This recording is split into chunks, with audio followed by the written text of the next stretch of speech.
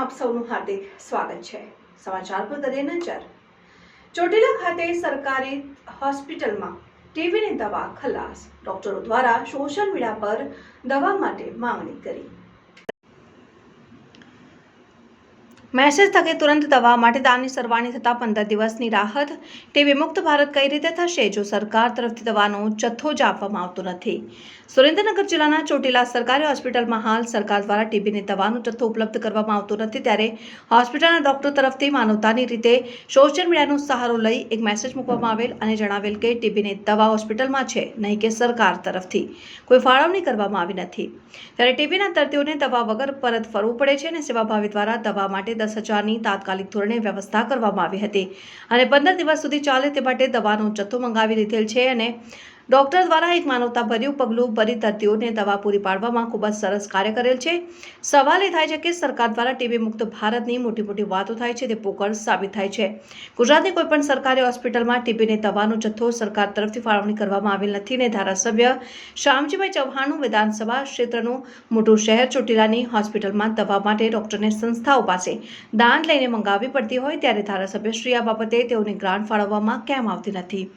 આરોગ્ય સુરક્ષા માટે સરકાર કટિબદ્ધ નથી તે આ કિસ્સા ઉપરથી જણાઈ આવે છે। ચોટીલા તાલુકાના ગામોમાં ટીબીના દર્દીઓ મોટા પ્રમાણમાં હોય છે અને ટીબીની દવા જ ન હોય તે બાબત દુઃખનીય છે। એવી રીતે ટીબી મુક્ત ભારત થશે। Reporter Ramkubhai Karpada, news 7 India. Hello नमस्ते साहब। नमस्ते ચોટીલા હોસ્પિટલ થી બોલો છો? जी हाँ અમે એક મેસેજ હતો કે ટીબી ની દવા નથી जी તો जी जी हाँ તો हाँ આપનો હતો, हाँ એમાં કઈ રીતે કરવું પડે એવું છે? એ તો થઈ ગયું આપણે ડોક્ટર એસોસિએશન માંથી જ થઈ ગયું દાનનું અને મેં કાલ ઓર્ડર આપી દીધો અને લગભગ આજ આવી જશે આજ અથવા કાલે। બરોબર, એમાં તો અત્યારે કઈ જરૂર વાળું ખરું? ના અત્યારે નહીં, 15 દિવસની મેં મગાવી લીધી છે। બરોબર છે। 15 દિવસમાં જો સરકારમાંથી આવી જાય તો ઠીક છે, નહીં તો પાછો બીજો આવવાનો મેસેજ આપણે મૂકશું। ના ના, ઈ તો બરોબર છે। આ તો તમારો મારી પાસે મેસેજ આવ્યો ને હાજી હાજી હા કોણ એટલે બોલો આપ? હું રામકુભાઈ કરપડા પરિશ્રમ માં બોલું છું।